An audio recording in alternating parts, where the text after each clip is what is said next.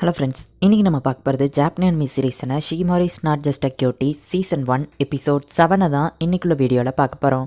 சில பேருக்கு நான் லவ் அனிமி போட்டேன் அப்படின்னாலே போர் அடிக்குது. அந்த மாதிரி இருக்கிறவங்க நம்ம பிளேலிஸ்ட்டில் வந்துட்டு கண்டிப்பாக நீங்கள் பார்க்காத நிறைய சூப்பரான அனிமையெல்லாம் வச்சுருக்கேன். அதில் நீங்கள் பார்க்காததை போய் உட்காந்து பார்த்துட்ருங்க. சரி வாங்க நம்ம பலன்னு பேசாமல் இன்னைக்குள்ள கதைக்குள்ளே போக ஆரம்பிக்கலாம். இன்றைக்கி நம்ம பார்க்க போகிறது Shikimori is not just a cutie season 1 episode 7. Summer ஹாலிடேல ஃபாஸ்ட்டாக முடிஞ்ச மாதிரி நம்ம ஹீரோக்கு தெரியுது. அண்ட் இப்போ கல்ச்சரல் ஃபெஸ்டிவல் அவங்க ஸ்கூலில் நடக்குது. நம்ம ஹீரோ காஸ்டியூம் டிசைனிங் குரூப்ல மாட்டிக்கிட்டு இருக்கான். இசுமி ஹவுஸ் ஒய்ஃப் மாதிரி நீ சூப்பரா தைக்கிற அப்படின்னு சொல்லி அவனை சுத்தி இருக்கிற பொண்ணுங்க சொல்றாங்க. எல்லாருமே ஜாலியா என்ஜாய் பண்ணி ஒர்க் பண்ணிட்டு இருக்காங்க. பட் நம்ம ஹீரோ மட்டும் ஷிகிமாரி வேற குரூப்ல இருந்து ஒர்க் பண்ணிட்டு இருக்காளே அப்படின்னு சொல்லி கொஞ்சம் வருத்தப்படுறான். அவளோட அழகை நம்ம ஹீரோ ரசிக்கிட்டே கையில ஊசியை வச்சு குத்திடுறான். அவங்க எல்லாரும் ஜாலியா பேசி என்ஜாய் பண்ணிட்டு இருக்காங்க. போன வருஷம் மாதிரியே ஷிகிமாரி என் கூட உட்காந்துருந்தா நான் அவ கூட ஜாலியா பேசிட்டு இருந்திருக்கலாம் அப்படின்னு நம்ம ஹீரோ வருத்தப்படுறான். இசுமி இதுல கொஞ்சம் எம்ப்ராய்டிங் எப்படி போடுறதுன்னு சொல்லி தெரியா அப்படின்னு சொல்லி ஒரு பொண்ணு நம்ம ஹீரோ கிட்ட கேட்கறா. நம்ம ஹீரோவா அதை சொல்லி கொடுத்துட்டு இருக்கான். ஷிகிமாரி நம்ம ஹீரோவை பார்க்கும்போது அவன் ஜாலியா அந்த பொண்ணு கூட என்ஜாய் பண்ணிட்டு இருக்க மாதிரி தெரியுது. இப்போ இனுசுகா உள்ள வரான். அவன் பாக்ஸ் இறக்கி வச்சுட்டு ஷிகிமாரியை பார்க்கும்போது பார்த்தா அவ இவனை முறைச்சு பார்க்குற மாதிரி தெரியுது. ஷிகிமாரியை என்ன முறைக்கிறா, அவ பாய் ஃப்ரெண்ட் பக்கத்துல கூட நான் நெருங்கலையே அப்படின்னு அவன் நினைக்கிறான். கல்ச்சரல் ஃபெஸ்டிவலுக்கு தேவையானதெல்லாம் ரெடியா இருக்கு. இந்த தடவை நான் பர்ஃபெக்டா பண்ணணும் அப்படின்னு சொல்லிட்டு இப்போ நம்ம ஹீரோ ஸ்கூலுக்கு கிளம்புறான். ஸ்கூல் வாசல்ல வச்சு நம்ம ஹீரோக்கு ஒரு நம்பர் கொடுக்குறாங்க. இந்த தடவை எனக்கு நம்பர் 44 அப்படின்னு நம்ம ஹீரோ பார்த்துட்டு இந்த வருஷமும் இந்த கேம் நடக்குதா சூப்பர் அப்படின்னு அவங்கள பார்த்து சொல்றான். நம்ம ஹீரோவோட கிளாஸ் வந்துட்டு அனிமல் கஃபே நடத்துறாங்க. ஸோ எல்லாருமே அனிமல்ஸ் மாதிரி காஸ்டியூம் போட்டிருக்காங்க. ஈசுமிக்கு இந்த காஸ்டியூம் பெர்ஃபெக்ட்டா இருக்கு. இனிசாக்கி நீ ஃபேஸ மூடி இருந்தா கூட உள்ளுக்குள்ள இருக்கிற நாய் நீ தான் கண்டுபிடிச்சிடலாம் அப்படின்னு சொல்லி ஹாச்சிமிட்சு அவனை கலாச்சிட்டு இருக்கா. ஈசுமி எனக்கு இது பார்க்க எதுவும் வியர்டா தெரியுதா அப்படின்னு ஷிகிமாரி கேட்கவும் பார்க்கறதுல நீ கியூட்டா தான் இருக்க அப்படின்னு நம்ம ஹீரோ சொல்றான். நீயும் இதுல அழகா தான் இருக்க ஈசுமி அப்படின்னு ஷிகிமாரி சொல்றா. ரெண்டு பேரும் கொஞ்சத்தை விட்டுட்டு வேலையை பாக்குறீங்களா அப்படின்னு அங்க இருக்கிற ஒரு பொண்ணு சொல்றா. இவங்க கிளாஸ் நடத்துற அந்த அனிமல் கஃபேக்கும் நிறைய கூட்டம் வருது. ஃபெஸ்டிவல் வழக்கம் போல நார்மலா போய்கிட்டு இருக்கு. அண்ட் இவங்களுக்கு நிறைய சேல்ஸும் நடந்துட்டு இருக்கு. நிறைய கூட்டம் வர்றதுனால நிறைய பேர் கண்டினியூஸா ஆர்டர் பண்ணிட்டு இருக்காங்க. நம்ம ஹீரோவால டக்கு டக்குன்னு எல்லாத்தையும் ஞாபகம் வச்சுக்க முடியல. ஃபாஸ்டா வேலையை பாக்குறான். எங்க கூட ஒரு போட்டோ எடுத்துக்கிட்டீங்களா அப்படின்னு ரெண்டு பொண்ணுங்க கேட்கறாங்க. எனக்கு காஃபி கொண்டு வாங்க, நான் ஆர்டர் பண்ண ஜூஸ் என்னாச்சு அப்படின்னு சொல்லி இப்படியே வேலை பிரஷர் அதிகமாகுது. ஒரு பேப்பர் கீழே விழுமா, அதுல நம்ம ஹீரோ காலை வச்சு வலிக்கு விழ போறான். எல்லாருமே ஷாக் ஆகுறாங்க. ஐஸ்கிரீமியாச்சும் பிடிக்கணும்னு நம்ம ஹீரோ நினைக்கிறான். பட் ஷிகிமாரி வந்து டக்குன்னு ரெண்டுத்தையும் பர்ஃபெக்டா பிடிச்சிருதா. இங்க நீ ஒருத்த மட்டும் தனியா வேலை பார்க்கல, ஓகேவா, ஹெல்ப்னா என்ன கூப்பிட வேண்டியதானே அப்படின்னு வா சொல்றா. இப்போ ஒரு வழியா ஃபர்ஸ்ட் டே ஃபெஸ்டிவல் முடிஞ்சு அவங்க ரெண்டு பேரும் வீட்டுக்கு போறாங்க. நல்லாவே என்ஜாய் பண்ணல அப்படின்னு அவங்க பேசிட்டு போயிட்டு இருக்கும்போது நாளைக்கு எனக்கு லைப்ரரி டியூட்டி போட்டிருக்காங்க. ஸோ நான் காலங்காத்தாலேயே அங்கதான் இருக்கணும். நான் லைப்ரரி கமிட்டியில இருக்கிறதுனால கண்டிப்பா டியூட்டி பார்த்து தான் ஆகணும். சாரிப்பா, என்னால நம்ம கிளாஸ் நடத்துற கஃபேக்கு ஹெல்ப் பண்ண முடியாது அப்படின்னு நம்ம ஹீரோ வருத்தப்படவும் கவலைப்படாத, உனக்கும் சேர்த்துவோம் வேலையை நான் பாக்குறேன் அப்படின்னு ஷிகிமாரி சொல்லவும் நம்ம ஹீரோ ரொம்ப ஹாப்பி ஆகுறான். ஒரு வழியா அன்னைக்குள்ள நாள் எந்த பிரச்சனையும் இல்லாம முடியுது. இப்போ ஃபெஸ்டிவலோட செகண்ட் டே காலங்காத்தாலே எல்லாரும் எல்லாத்துக்கும் ப்ரிப்பேர் பண்ணிட்டு இருக்காங்க. நம்ம ஹீரோ லைப்ரரி டியூட்டிக்கு போயிட்டு இருக்கான்.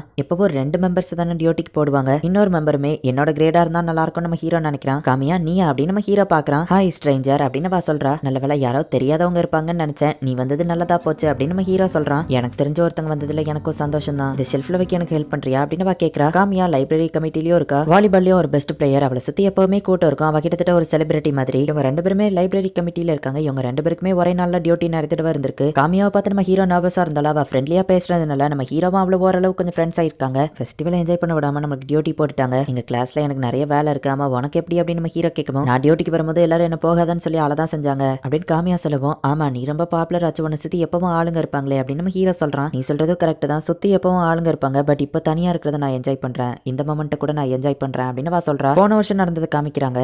குட் மார்னிங் மேம் அப்படின்னு நம்ம ஹீரோ சொல்லும்போது ஏதோ புக் வேணுமான்னு காமியா கேட்கறா. இல்ல மேம், நானும் இங்க டியூட்டி பாக்குறதுக்காக தான் வந்திருக்கேன். நானும் லைப்ரரி கமிட்டியில இருக்கேன் அப்படின்னு நம்ம ஹீரோ தலை குனிஞ்சு வணக்கம் சொல்லும்போது டேபிள்ல தலையை முட்டிக்கிறான். மேம் எல்லாம் கூப்பிட வேண்டாம், நம்ம ரெண்டு பேரும் ஒரே கிரேடு தான், காமியானே கூப்பிடு அப்படின்னு வா சொல்றா. ஓ தேங்க்யூ அப்படின்னு நம்ம ஹீரோ சொல்றான். லைப்ரரியில என்னென்ன பண்ணணும் அப்படிங்கறத வா கத்து கொடுக்கவும் நல்லாவே சொல்லி கொடுக்குற அப்படின்னு நம்ம ஹீரோ சொல்றான். ஹே காமியா என்ன சீக்கிரம் வந்துட்டு நம்ம ஹீரோ கேட்கவும் என் ஃப்ரெண்ட்ஸ் என்ன வெளியே கூப்பிட்டாங்க, பட் உன்னை தனியா டியூட்டி பார்க்க விட முடியாதுல, அதான் சீக்கிரம் இங்க வந்துட்டேன் அப்படின்னு வா சொல்லவும் காமியா நீ உண்மையிலேயே நைஸ் பர்சன் அப்படின்னு நம்ம ஹீரோ சொல்றான்.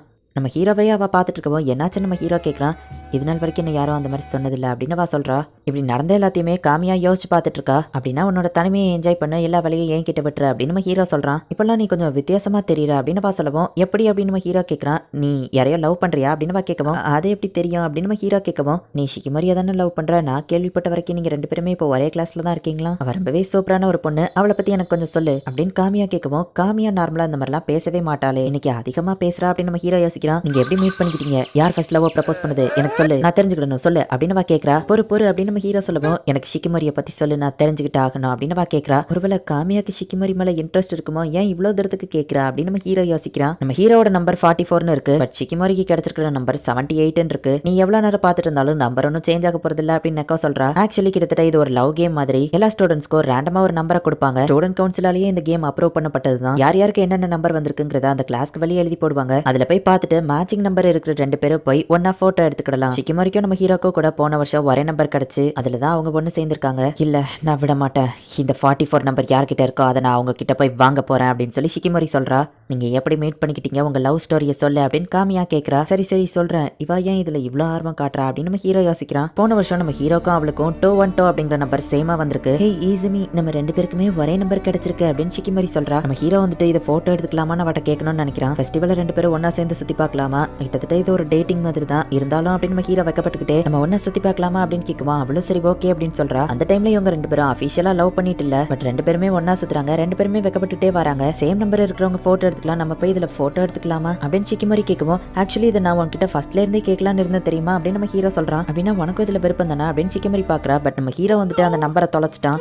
போச்சு, நான் ஃபர்ஸ்ட்ல இருந்தே சந்தேகப்பட்டேன், என்னடா இன்னைக்கு ஷிகிமாரி கூட ஜாலியா சுத்திட்டு இருக்கனே, என்ன மாதிரி ஒரு பர்சனுக்கு இந்த மாதிரிலாம் லக்கியெல்லாம் எதுவும் நடக்காதுன்னு ஃபர்ஸ்டே யோசிச்சேன். இதனால ஷிகிமாரி தான் வருத்தப்படுவா. என்னோட அன்லக்னால அவ என் கூட இருந்தா அவளுக்கும் சேர்த்துதான் கஷ்டம், இதை இங்கேயே நிப்பாட்டிக்கிடணும், எனக்கு கிடைச்சது அவ்வளவுதான், இதுதான் எப்பவும் நடக்கும், சாரிப்பா அப்படின்னு நம்ம ஹீரோ சொல்லவும். ஈஸிமி வா, நம்ம 2 பேருமே போய் அந்த தொலைஞ்ச கார்டை தேடலாம் அப்படின்னு வா சொல்றா. என்னோட விதி இதுதான், இப்படிதான் நடக்கும் அப்படின்னு நம்ம ஹீரோ சொல்லவும். அது உண்மை கிடையாது, உன்னால முடியாம இருக்கிறது, நீ அட்லீஸ்ட் ட்ரை பண்ணலாம்ல அப்படின்னு வா கேக்குறா. ஆமா, நான் இப்படியே வருத்தப்பட்டுட்டு இருக்க போறது இல்ல, நான் போய் தேடுறேன் அப்படின்னு நம்ம ஹீரோ சொல்றான். அவங்க 2 பேருமே தேடுறாங்க. என்கிட்ட தான் அந்த நம்பர் இருந்துச்சுன்னு அந்த கிளாஸ்க்கு வெளியே இருந்த போர்டில் இருக்கிறத போட்டோ எடுத்துட்டு வந்து காட்டுறான். ரோல்ஸ் படி 2 பேரும் கார்டை கொண்டு வந்தா மட்டும்தான் போட்டோ எடுக்க முடியும் அப்படின்னு அதோட பிரசிடென்ட் சொல்றான். நீ நினைச்சா அவன் விதியை மாத்த முடியும் அப்படின்னு சொல்லி ஷிகிமாரி சொன்னதை அவன் யோசிச்சு பார்த்துட்டு, எங்க 2 பேருக்கும் தான் ஒரே நம்பர் வந்திருக்கு, எங்களை ஜஸ்ட் போட்டோ மட்டும் எடுக்க விடுங்களேன் ப்ளீஸ் அப்படின்னு சொல்லி நம்ம ஹீரோ கேட்கறான். ஷிகிமாரி நம்ம ஹீரோவை பார்த்து இம்ப்ரெஸ் ஆகுறா. நம்ம ஹீரோவில் பேஷனேட்டா இருக்கிறத பார்த்துட்டு அந்த பிரசிடென்ட்டே வந்து ஒரு நம்பர் எழுதி கொடுத்து நம்ம ஹீரோ கிட்ட கொடுக்குறான். அவங்க 2 பேருமே ஹாப்பி ஆகுறாங்க. போய் போட்டோ எடுத்துக்கோங்க அப்படின்னு அந்த பொண்ணு சொல்றா. இந்த சீக்ரெட் நமக்குள்ளே இருக்கட்டும் அப்படின்னு அந்த பிரசிடென்ட் சொல்றான். சரி நம்ம ஹீரோ சொல்லிட்டு இப்போ அவங்க 2 பேருமே போட்டோ எடுத்துக்கிட்டாங்க. அப்படிதான் எல்லாமே ஸ்டார்ட் ஆச்சு. அதுக்கப்புறம் எல்லாமே கண்டினியூஸா நடக்க ஆரம்பிச்சது. ஸ்கூல் முடிஞ்சதுக்கு அப்புறமா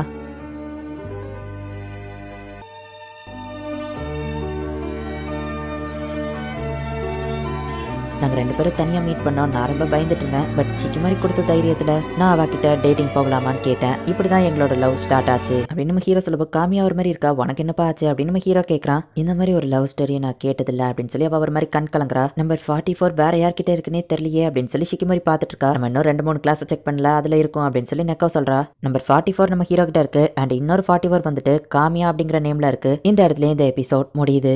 இந்த எபிசோட்ல நமக்கு சில விஷயங்களை இன்டைரக்டா காமிச்சிருப்பாங்க. ஒருவேளை உங்களுக்கு அது புரியல அப்படின்னாலுமே கூட பரவாயில்ல, நெக்ஸ்ட் எபிசோட்ல எல்லாத்தையுமே தெளிவா காமிச்சிருப்பாங்க. ஸோ என்ன நடக்க போகுது அப்படிங்கறத நெக்ஸ்ட் எபிசோட் பார்த்து தெரிஞ்சுக்கோங்க. அண்ட் உங்களுக்கு இந்த வீடியோ பிடிச்சிருந்தது அப்படின்னா லைக் பண்ணிட்டு அப்படி மறக்காம நம்ம சேனலை சப்ஸ்கிரைப் பண்ணிருங்க. தேங்க்யூ ஃபார் வாட்சிங். பாய் கைஸ், நெக்ஸ்ட் எபிசோட்ல மீட் பண்ணலாம்.